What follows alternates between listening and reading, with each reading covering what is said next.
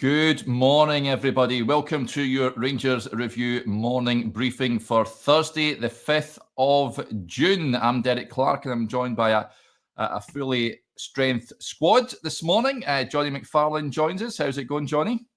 Good. Is there anything to talk about today? Much happening in the world of Rangers? Well, at long last, we can put the manager search shows to bed because we do have a new head coach now, of course, in Russell Martin. And we're going to discuss that at length. Stevie also joins us. Great to have you on, Stevie. How's it going? Good morning, Derek. Good morning, everyone. Good morning, Johnny. I hope everyone's well. Pivotal moment, 20th head coach to be announced. So plenty to talk about and get our thoughts around, Derek. So yeah, looking forward to it. Yeah, absolutely. Before we get stuck in, quick word as ever for our podcast sponsors, our new podcast sponsors, Willows Fencing. They're the Glasgow-based fencing company you can trust and are proud partners of the Rangers Review. They've got over 20 years of experience and unparalleled quality. Their qualified team is dedicated to keeping customers happy and providing exceptional work, aiming to deliver nothing but perfection in every job. They offer free consultations, whether it's small-scale refurbishment or a large-scale complete fencing project. There's no task that they cannot or will not tackle. So look no further than Willows Fencing, and you can get 10% off with the code Rangers Review if you head over to their website, willows-fencing.com. Right, let's get stuck in. Rangers confirmed the appointment of Russell Martin as their new head coach this morning. And this is what it had to say. He's signed a 3-year deal. He's managed over 250 games in professional football at MK Dons, Swansea and Southampton, leading the latter to promotion to the Premier League in 2024, and also reads that he's been capped 29 times for Scotland. His playing career was extensive, not least as captain of Norwich in the English top flight, while he also had a short loan spell at Rangers in 2018. Yeah, we like to forget about that, to be honest, but never mind. Joining Martin in Glasgow will be assistant head coach Matt Gill and performance coach Rhys Owen. Martin said, "It's a privilege to be named head coach of Rangers Football Club at the beginning of this exciting new chapter. I know what the club demands. From my time here, I had a taste of how special this club is, the expectation, the passion, and the history. Now, as I return, I'm determined to bring success back for the supporters, the players, and everyone inside the club. There's a lot to be done, but the goal is clear: win matches, win trophies, and give Rangers fans a team that they can be proud of. We want to play with bravery, to take the ball, to be aggressive, and to stand up in the big moments. Preparations for pre-season are already underway. I look forward to meeting the players and building a squad that their fans can believe in." I'll get your thoughts on that before we dive into what Patrick Stewart and Kevin Thirlwell had to say. There is a press conference later on this morning, folks. Chris and Joshua will be in attendance at Ibrox Forest as he gets unveiled officially. But Johnny, when the news broke, it's fair to say that it's divided opinion amongst the fan base at this appointment. It's not someone that the majority are enthused by. But what's your reaction to this appointment, Russell Martin taking over from Philippe Clement? Yeah, I've got to say I'm quite surprised that this is the way they've gone ultimately in the end. If you told me this towards the end of last season, I don't think I would have picked it. I don't think I would have been for it. I've spent a lot of time in the last couple of days listening to Russell Martin, looking at his video appearances on Sky, his podcast appearances, and trying to get an understanding of his style of play and what he's trying to do. I think style of play is the operative word. It's the key thing, because Russell Martin's managerial career has been far from stellar in terms of results. That's a fact. We're talking about a guy who at Milton Keynes finished 19th, then I think 14th or 13th. He went to Swansea on the back of his style of play, came 15th and 10th, goes to Southampton, comes 4th and gets up via the playoff, and obviously has a very, very hard time in the Premier League. So there's nothing on that CV to suggest Rangers manager. You look at the goals scored and all the kind of background data around his appointment. His average score in a game is 1.45 to 1.43. His goal difference is +5 across his entire managerial career. So this is a guy that he scores on average 1.45 times a game, and he concedes a lot as well, 1.43. So, listen, none of that is what you're looking for. So you have to think, well, why has he got that move from MK Dons to Swansea and then from Swansea to Southampton? Because he is no doubt on an upward trajectory in terms of size of clubs. And from Southampton to Rangers, once again, regardless of the English Premiership boon, Rangers are a much bigger club than Southampton. And the reason that's the case is because he's a young manager that implements a clear style of play. And that's something Rangers have been needing for a long time now. It's been fair to say that many of us have been crying out for an established style that you can watch and understand what the manager's trying to do. That certainly existed under Steven Gerrard, but I would argue that under Giovanni van Bronckhorst, Michael Beale to an extent, and certainly under Philippe Clement, it's been really quite hard to pinpoint exactly what the team's identity is, what the team's trying to do, what the team's doing on the coaching pitch. We know that in modern football, with good managers, you think of someone like Oliver Glasner at Crystal Palace, you can immediately see his stamp on that team. You know, it goes without saying, someone like Pep Guardiola, his personality is stamped all over Manchester City, and there's been an evolution in the way they play over his time at the club. Even someone like Arne Slot at Liverpool, he's been pragmatic and he's been clever, but there is definitely an identity to that Liverpool side. Russell Martin will give you that, but there's no doubt he's a gamble based on his managerial records, and it's about what he can deliver, what he can potentially deliver, as opposed to what he has done. And I think one of the interesting words that cropped up a couple of times in both Kavanagh and I think Patrick Stewart's comments was the word culture.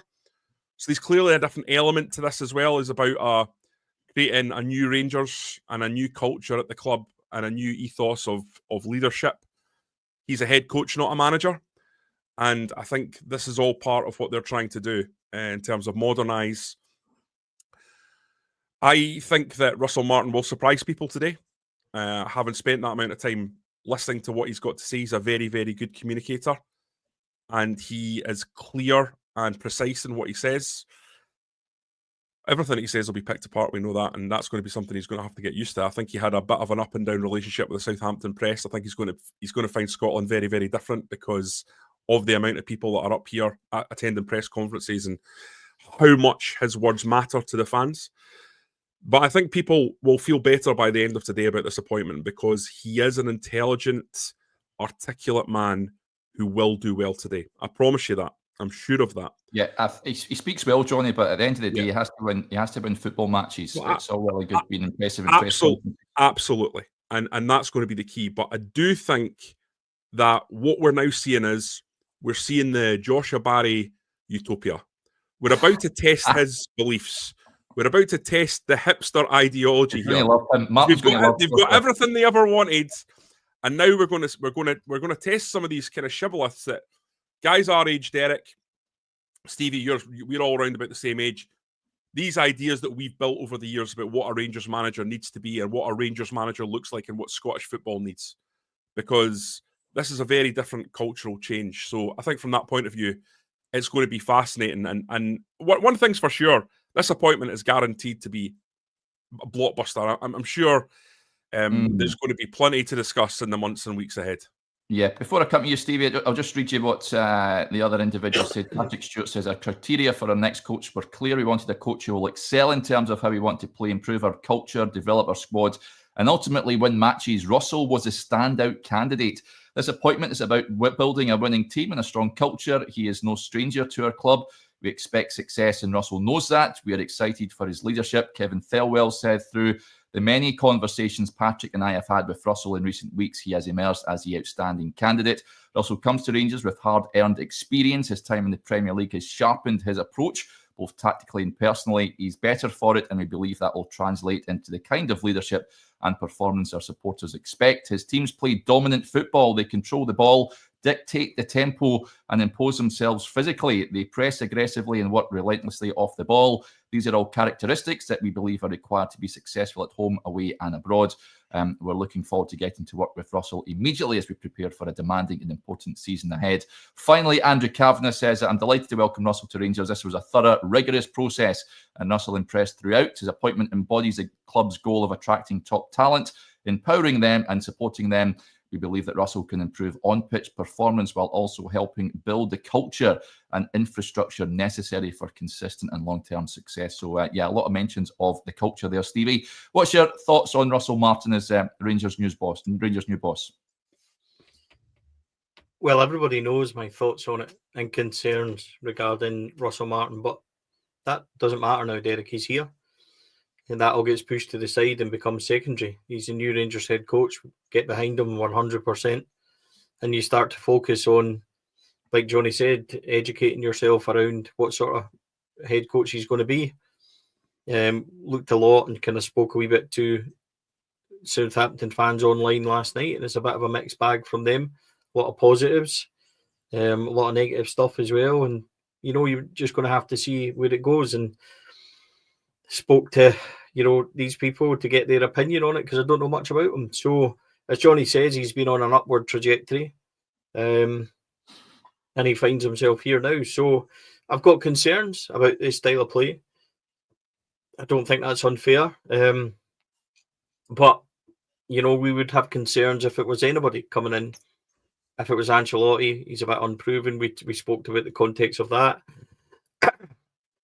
If it was Steven Gerrard, there would be question marks over Steven because people were already saying his time, you know, wasn't good enough. So Russell Martin's here now, and the only thing we can do behind that is kind of galvanise. And there's other things that need to happen now, Derek, for that to become, you know, for him to have any chance of succeeding here. That current squad he's not going to succeed with. We all know that. You know, they couldn't get a tune from a club legend. Couldn't inspire them and get them going half the time. So I'm not sure Russell Martin will be able to do that either. So none of that changes the immediate job that's in front of us. But as for Russell Martin being here, like Jonny says, he is an impressive speaker. He has the kind of ideology that we would like to get behind. But we've heard these things before and we've heard it said, and it maybe doesn't come to fruition. So it'll be all about how he implements that style. Possession up in Scotland is a given, more or less, in our league. It's how you use it, and he has to be progressive and attacking with that. If it comes in, you know, he has the potential to surprise people. Not only today when he speaks, because I think, you know, we know that he's a good speaker and he holds himself very well. You don't go onto Sky if you can't hold a sentence and things, and he does, and he's presented himself really well. But I think as a manager, if he manages to implement these things, and he'll need to tweak it from Southampton, I think that's fair.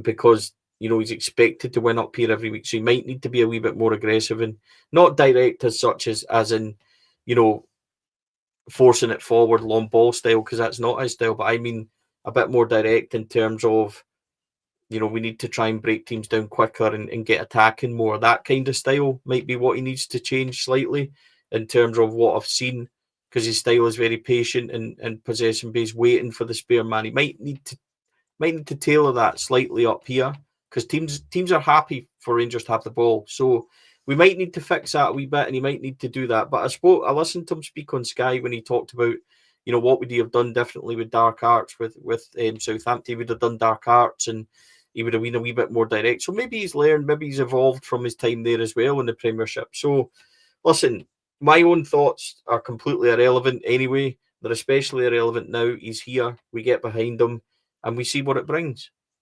Yeah. Expect sideways and backwards passes. He is a possession-based guy. Like you say, a lot of teams in Scotland will be happy for Rangers to have the ball in their own half. And one thing is for sure, speaking to the Southampton journalist a few days ago, is he's failed to organise a defence. He's going to have to sort that. He's going to have learned how to sort a defence, Jonny, or else he's not going to last long in Glasgow, because the back door has to be sorted out first of all. You mentioned there is his goal difference over his tenure as a manager at +5. That cannot continue, really. He needs to build a solid base. I think there'll be a lot of heart in mouth moments, because he does like to play it from the back, including the goalkeeper, that sweeper keeper sort of scenario. Likes it, his goalie to be good with his feet. But that is a concern of mine. He never managed to sort that out at Southampton. That ultimately cost him. He has to make sure that he's learned from that if he's going to survive in Glasgow, for me. Yeah, there's also the other thing, and I can feel some people like rolling their eyes at this. I'll be interested to get Stevie's take on it. I've been always a great believer in club DNA, and how a club's history influences how the team plays and what the fans want from the team. You always remember Ronald de Boer talking about how the fans at Rangers would expect him to chase down a lost ball, and he would get more applause for that than he would pulling off a moment of great skill. And just, I think Rangers fans want hard work, they want diligence, they want organisation. And if you see pretty stuff on after the end of that, then more's the better. But there's minimum standards and expectations at Rangers. Sometimes I think that when you try to apply a philosophy like this on a club like Rangers, you're almost setting yourself a little bit back, because this isn't the history of the club. I think when I think of Rangers over the last 100 years, you're thinking about power, aggression, hard work. I'm not thinking sort of fancy Dan proto Barcelona football, and I also think it's quite difficult to produce that kind of football in Scotland. People have big ideas, but we're going to come up here, we're going to outplay, we're going to have better players than the opposition, so we're going to outplay one-on-one, and that's how you win.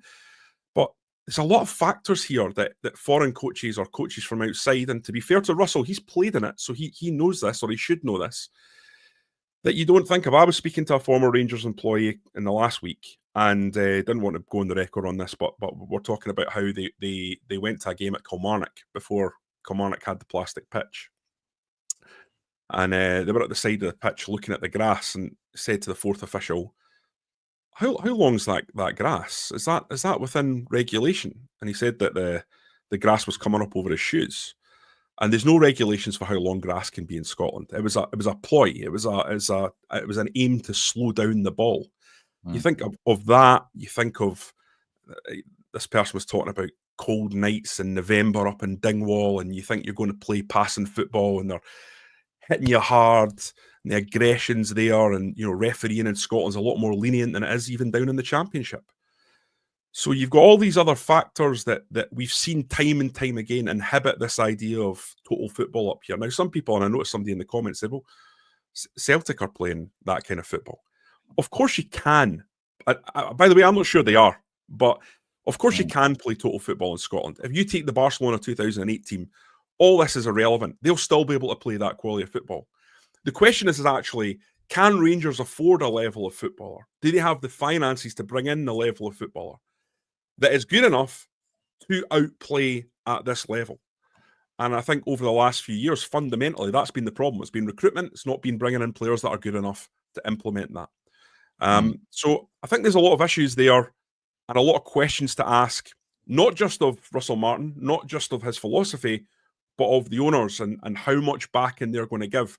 Because I think we all look at this, and we all look at that squad right now, and we're all starting to scratch our head about who can play out. Who's got the quality in that? Can Butland play out?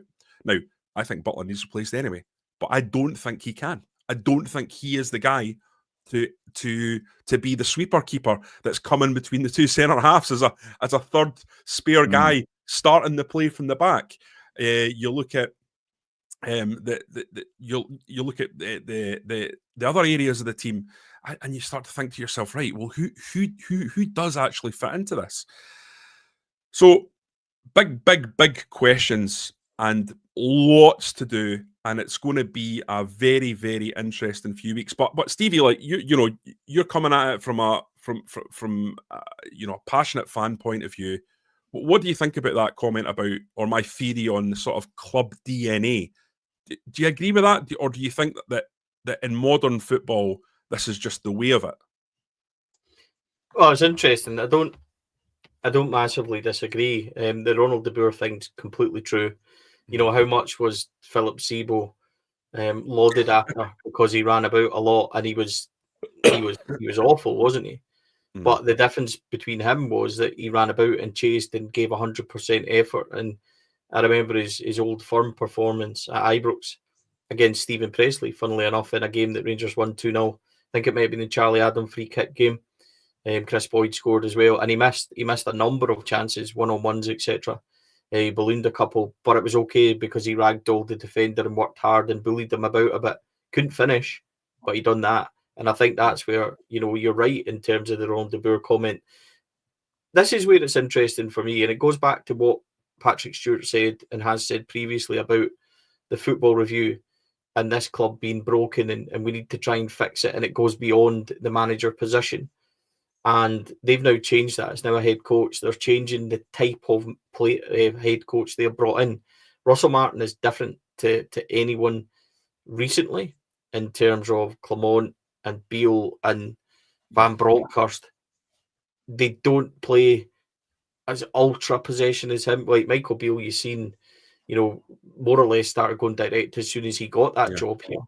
That 1-0 defeat at Ibrox was key to Celtic in that Michael Beale. It was long ball all the time. So this kind of style, you maybe have to go back to Warburton, but he never had the tools available to do it. It worked really well in the Championship because our players were better. But Van Bronckhorst, Beale, Clement have tried similar styles, but have never been able to do it. So this type of total football as such, I'm not sure we've seen to the extent that he does it, because his philosophy is completely strict. He doesn't buckle, he doesn't change. He talked about it in Sky Sports, that he wouldn't change at half-time because he's been in a dressing room where that happens and it doesn't work, and it sends, the players begin to question you, and he wouldn't do that. So I think this will be a complete shock for everybody in terms of, the style we're about to watch and what we're about to witness. But as I said, it goes back to the top of it a wee bit for me. He does need to change that slightly for me, because my biggest fear is I've seen, Rangers have possession a lot and get bogged down between central defenders and fullbacks going back and forward because they've nowhere to go. So he's going to need to coach that into this team. And by the way, when you talk about this squad and players, there is nobody in this team in the front line that can play the way he does or wants to. We have no wingers for a start. He plays a progressive 4-3-3. Incidentally, the same style or the same formation he plays, Steven Gerrard used in that season. We were ultra successful, being 4 at the back, 1 pivot, 2 attackings, 8s if you like, and 3 up front. We don't have any wingers at the football club at this moment in time we can rely on.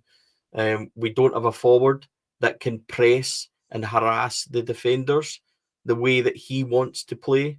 And that's no disrespect to Eagleman, Cyril Dessers, or Danilo. None of them play like that, gentlemen. You know that yourself.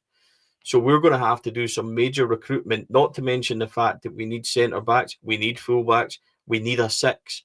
There is so much work to be done in this team. It's going to take time, Stephen. It's going to take time, Derek, but there's immediate priorities in there. If he wants to implement a style and you're bringing in a guy to do that, there's no point in asking him to do that with this current squad. They're going to have to fix that very quickly in terms of wingers, in terms of a forward, in terms of a 6. These are all key positions that he needs to be able to thrive and do well in. And if we set him up to fail, then he will fail. So that other side of it, Kevin Thelwell's job now becomes massive. He has a short space of time and he needs to get going. I would hope and think that players are ready to go. And if that's the case, then we certainly need to get moving quick, smart with recruitment, because the players are back, in less than 20 days now. So it's slightly over 2 weeks, and we've no time to be waiting and taking our time over signings. This needs to happen quickly to be able to give Russell Martin the best chance to succeed. That's the point in it. And if you're talking about styles and what Johnny asked about ideologies and where we are now, I would agree. But if you're asking for all that change and we're going to embrace it and accept it, you must give Russell Martin the tools to succeed, because at the moment he's nowhere near it. Yeah, I fear these Champions League qualifiers will be coming around all too soon for what Russell Martin is looking to implement with this squad. It will be a new look squad, of course, but it takes time. There's no doubt about it. World's Greatest DJ says, will we hear from Kevin Thelwell at today's press conference? We will. So we'll hear from him, Patrick Stewart and Russell Martin this morning. A few other interesting points that came up. But thank you for the kind donations. Paul says, with stats like that, why did they sign him? I think it's very different. I know MK Dons, Swansea, and to some extent Southampton aren't Rangers. Those teams aren't expected to beat teams every single week. So I don't necessarily look at those win percentages, because yeah, it's a completely different scenario. I just hope that he's well aware that defeats and draws are not accepted in Glasgow. You'd like to think that he knows that already, given that you spent time as a player up at Ibrox as well. But yeah, it's no good saying losing matches and then being happy that you had 75% possession or what have you. Rangers need to win every single match, and I'm sure he'll express that in the press conference a little later on. But yeah, it's an interesting point. Kevin Thelwell, of course, mentioned his comments on it. It says him, Patrick Stewart, of course, Greta Steinson played a part as well. It's their man, Jonny, on their head be it. I said it when his name was sort of been linked with the job. It never ever went away, that it would be a pretty hard sell for the Rangers supporters if they opted to go with Russell Martin. Don't necessarily think he's got much of a honeymoon period. Would you agree with that, given the sort of reaction to his appointment? I don't think that these owners are going to be too influenced by what Rangers fans are saying. I've got to be honest. I think they are going to deliberately move towards a kind of almost cold, emotionless reaction. They're going to stand by their decisions. And I think that's ultimately what Rangers have needed. I think one of the main problems with the fan ownership over the last 10 years, and these guys have done, their damnedest to bring success to Rangers. But I think one of the things was they made a decision. For example, they thought Frank Lampard was the best guy for the job. I think there was agreement there. And then the reaction was so bad, they changed their mind and went for Philippe Clement. And now, I actually think Clement was more likely to succeed than Lampard. I think Clement had a better CV. It didn't work, but comparing the two, I think that was the right decision. But if they felt being in control of all the facts, having been to the interviews, having asked an expert in Graham Souness to give them his opinion, I think this ownership group, for example, would have gone with their gut on it, would have gone with what they thought as opposed to being influenced. And that's something I think you're going to have to get used to. There's positives and negatives to any change in life. And there is going to be things that people don't like about this new ownership group as time goes on. They are going to be much more... I think they're not going to be as plugged in. They just can't be, because we're talking about. They're all new to this, Jonny. They're all new to Rangers and the uniqueness of Scotland, aren't they? Yeah, and they've got to get used to that. But also, the guys that were here before were absolutely plugged in into the veins. They had Rangers running through them. They absolutely knew every little idiosyncrasy of this club. So that's going to take time, and we'll see them improve over the years as that goes on. But I just think there has to be an expectation that Rangers are going to make big decisions, and those decisions are then judged over time. There's a big thing about Rangers not getting time. This is a club that demands success, but there needs to be a level of realism that the 4 titles that Celtic have won in a row haven't occurred in a vacuum. That there needs to be a build of this club from the ground up. We all agree that Rangers has fallen below the standards, especially the ones that were set by Steven Gerrard when he won the title in that season, I think 5 seasons ago now. So took Steven Gerrard 2 seasons of failure to get to that 3rd season where they didn't get beaten the whole year. Now, Russell Martin's not going to get that. He's just not going to get that. And he's going to be much better resourced, I would imagine. You would certainly hope, because Rangers need that level of resource. But I think there needs to be a level of patience and understanding that Thelwell's just in the door, that Patrick Stewart has only been here since, I think, December, June. So he's not even really been in the door for 6 months, or it's just around 6 months. And these guys will need to be given a little bit of time just to get their foot in and make the changes that's required, because Rangers need change.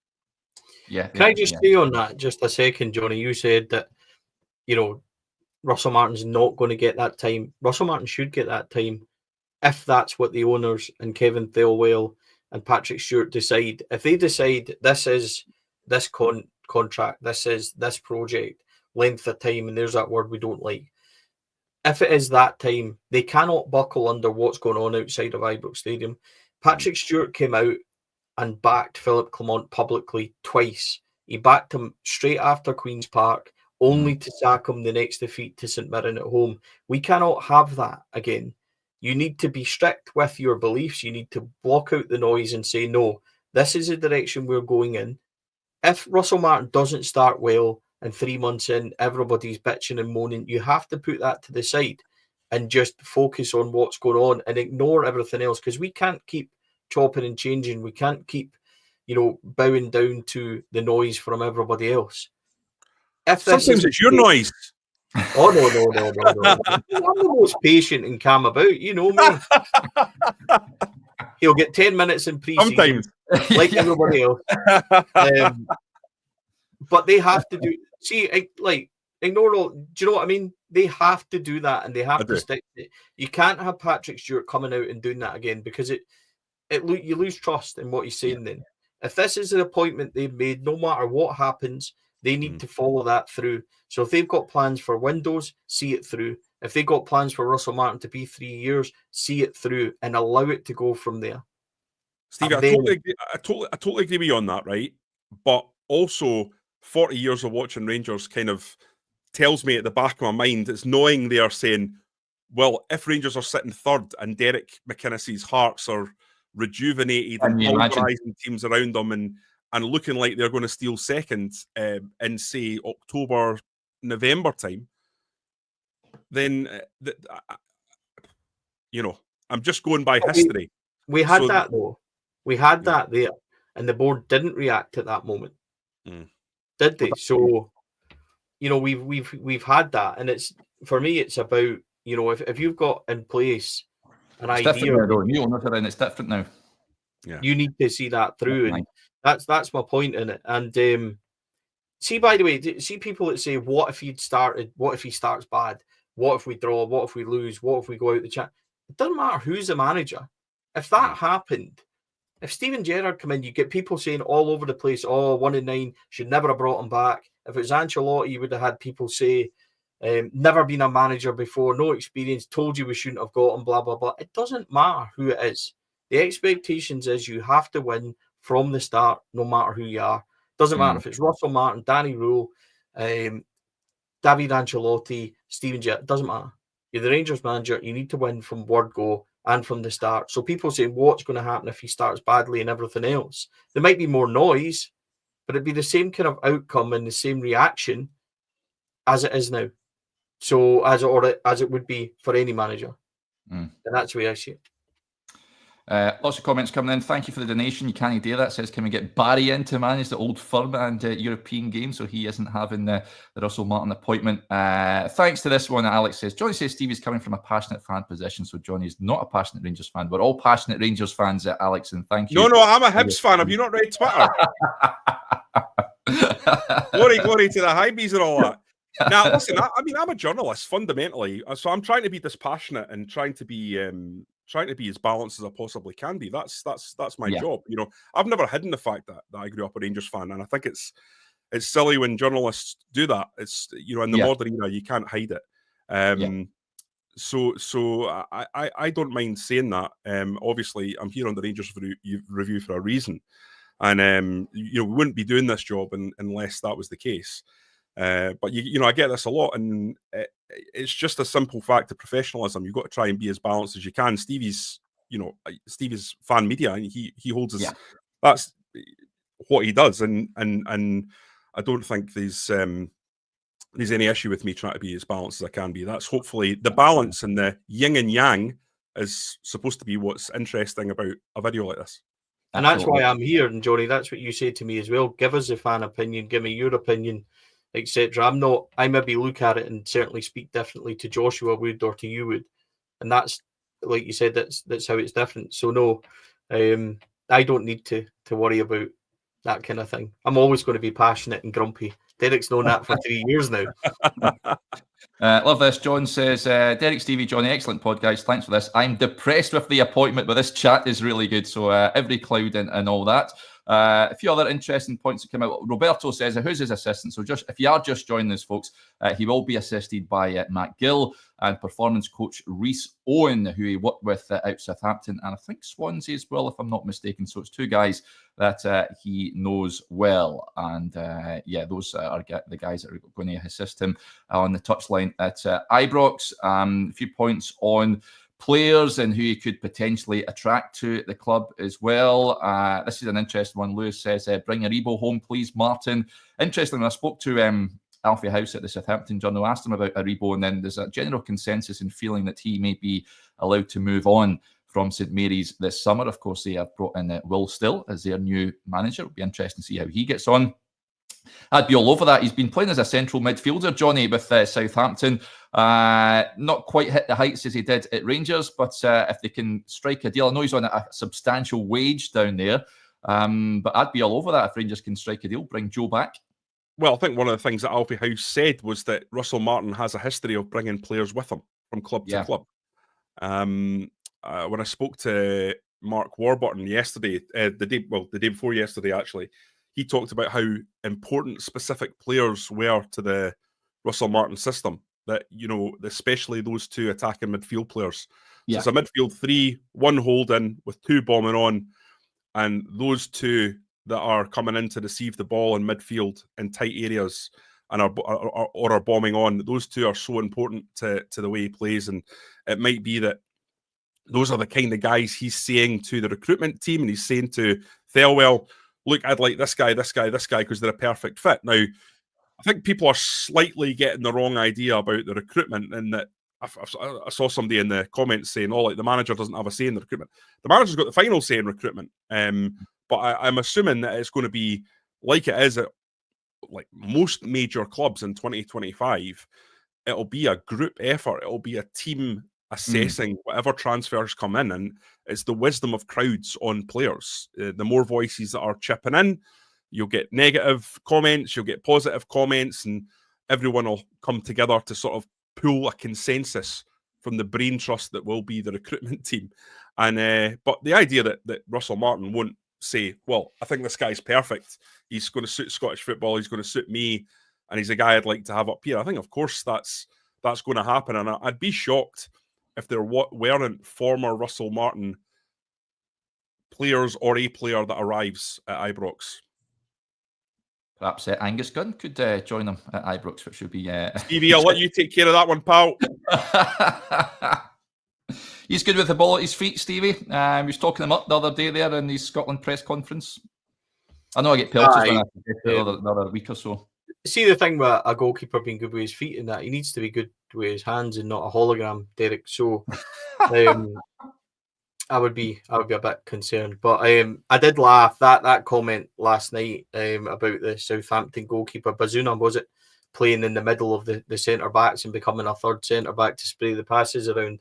I've got horror visions of Jack Butland at home to Motherwell and St Mirren. And by the way, Liam Kelly did it in a game as well, where they passed straight to the striker and they fortunately missed their chances. But this is what I mean about, you know, Russell Martin has a clear identity about what he tries to do, and we do not have the squad for that. So it's time to get the recruitment right, and he's here now. We get behind him. Look forward to what is going to be a major change in front of us, style-wise and things. And you know, we asked for change. We asked for new owners. We asked for structure at the club, which is coming. There's lots of recruitment happening all over the place at the football club. We asked for a new style manager. It's all here.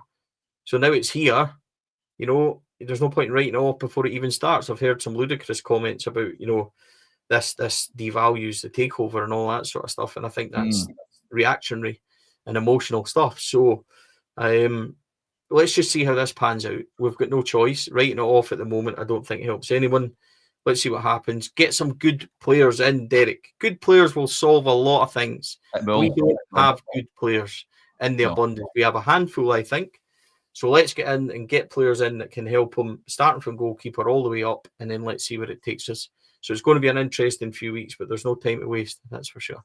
Blue Park with the point says, I think we need a real Ranger in the management team. Neil McCann for me. There was murmurings as well. Maurice Ross might be part of the coaching team. We've got a lot of time for Maurice. I think he's a cracking guy, good coach. Wouldn't have any issue with that, I've got to say. But is that a necessity for you, Johnny? We always discuss about this, having a Rangers guy in there. Stevie, you want to jump in?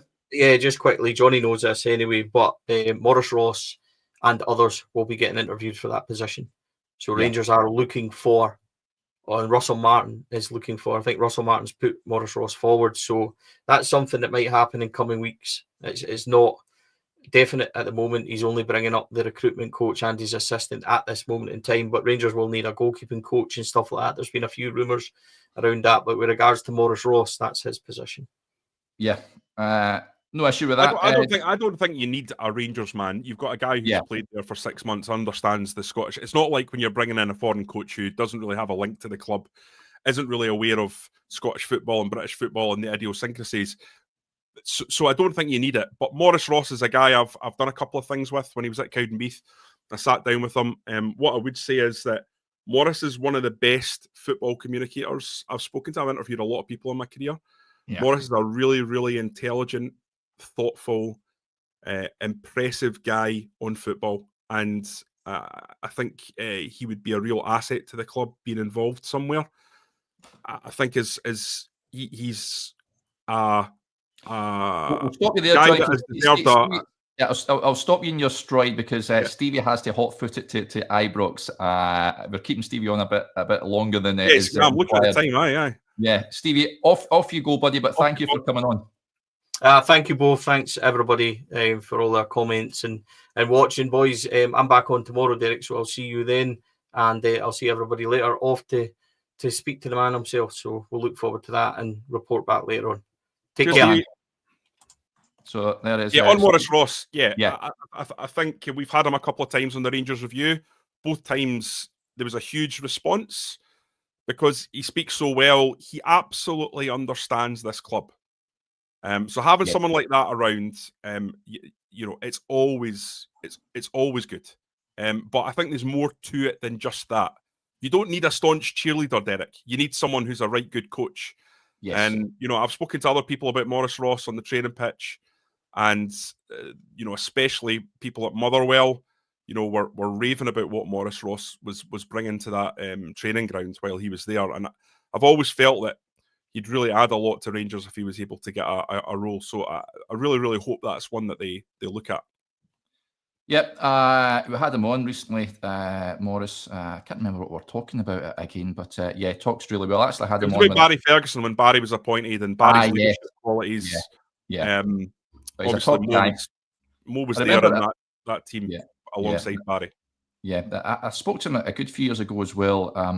Another podcast that I did, and he talked about the demands at Rangers when he was coming through. It was a very interesting listen, but I would have no issue with that. Lewis with a point, he says, what is the precious link between Martin and Ross? Did they work together somewhere? I don't think they did. No, I think it was they met on a coaching course as far as I'm aware. Yeah. So I think that's the link. But just on that Rangers quote, I mean, when I was thinking that do Rangers really require somebody like that? If you remember when Advocat came in, he never had a Rangers sort of DNA coach, although he did have Tommy Muller-Nielsen there, who was. He had John Gregg. He was very close to John Gregg.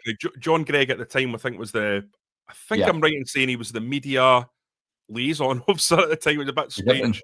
Yeah. But I think Gregg became more and more involved. As time went on, he built a really, really good relationship with Dick Advocat, and 100% John Gregg was a major factor in the success in the first 2 seasons under Advocat, because he brought him up to speed quickly with the demands of Scottish football. Advocat respected him and listened to him, and there wasn't that many people that Advocat respected and listened to from what I've heard. So he operated in that role. Yeah. An interesting point as well. Blair says, what's happening with Issam Sharai? We might get an indication as to his future later on. But, of course, I think that was a bold appointment at the time. Signed a quite extensive deal when he came in, late January time, was it? So if I'm Russell Martin, I'd be looking to work with this guy. I think he's well respected. Johnny, I would have no issue with him staying, although I did see a report, I think from Belgium, if I'm not mistaken, that Beerschot are interested in possibly appointing him as their head coach, which should be an interesting one. I mean, are all bets off a little bit with someone like Isam Chirai because it was a different regime? That's how I would see it. You know, he was a club appointment, but then who was leading that appointment? You know, Niels Coppin, we know, is departing. Kevin Thelway's now in, so I think it's a question that will be asked, I'm quite sure, today at the press conference, and we may get some clarity around that. But the fact that he was kept on when the rest of the Belgian management team departed under Philippe Clement, he was part of Barry Ferguson's regime. Again, that underlined the fact that this was someone the club felt would add something to the overall structure. But I think all bets are off, Derek. Yeah. And we'll wrap up with this. Paul says, what time is the press conference? It's at 11 a.m, round about 11. We should be hearing from the new Rangers head coach. First time they've appointed a head coach in their long, illustrious history. So that's a change in direction, of course, that Rangers are going down. But if you are just joining us, folks, if you've been living on the moon, then Russell Martin is the new Rangers boss, signing a 3-year deal. We'll hear from him, Kevin Thelwell and Patrick Stewart in just under an hour's time. Joshua and Chris are in attendance for us at Ibrox. They'll be recording a video after the press conference as well. That press conference is also, you'll be able to watch on the YouTube channel, so keep your eyes peeled for that. We'll have you covered with everything that goes on there this morning. So interesting to hear what he has to say. A brand new era, of course, but I think it's as much as Russell Martin comes in, I think, as we touched on there, is heavily dependent on the players that Rangers are managed to attract to the club. It is essential that they bring in good players that can last the pace and go the distance. So we'll watch this space with regards to that. But we'll wrap up there for now. Big thank you to Jonny for joining us as ever. Thank you to you all for contributing to a bumper show this morning. Very much appreciated. Huge numbers on the show this morning. So thank you, and thank you each and every one of you that donated to the channel as well. It's very much appreciated. We'll be back, as Stevie mentioned there, I'll be back on with him tomorrow morning. But Chris and Joshua will be joining you later on, probably early this afternoon, so keep your eyes peeled for that as well. Do you want to jump in there, Jonny, before we... No, I'm just going to say that it's going to be really interesting to see what's said at the presser today. I think, so often these press conferences, Derek, are... they're kind of like... They just wash over you because there's not that much new. But I think this one's going to be a really, really, really important one for Russell Martin. And I'm sure there's going to be a lot of news coming out of this, a lot of information that we don't have. And it'll be fascinating to see. So I'd keep your eye out for that video with Chris and Josh, because they will be coming from Ibrox with their assessment of what they felt like to be in the room. And I think that often gives you a different perspective. I've been at a few of these. I was at Steven Gerrard's, Pedro Cachina's. Actually, no, I don't think I was at Pedro's, but I was at Steven Gerrard's and Giovanni Van Bronckhorst and Michael Beale's, and there's elements to it that's broadcast that you see on video channels elsewhere, but there's also stuff that's done on a one-to-one basis for the newspapers, and you often get a slightly different perspective from those. So it'll be fascinating to hear what they've got to say. Yeah, big thanks to Ian, who's kindly donated to the channel as well. Thank you, Ian. That's very much appreciated. Yeah, it'll be interesting to hear from Kevin Thelwell as well. I've not posed any questions to him as yet. He's only spoke to Rangers media team. So, it'll be intriguing to see what he has to say. Right, we'll speak to you later on, folks. Enjoy your Thursday, whatever you are doing. But you can rest easy now. The manager has been appointed on head coach, and we can now look forward to an influx of transfer rumours between now and the 1st of September. There's going to be a lot of stuff thrown against the wall, believe me. Absolutely is. Right, folks. Not from us, by the way. Not from us, yes. But just generally.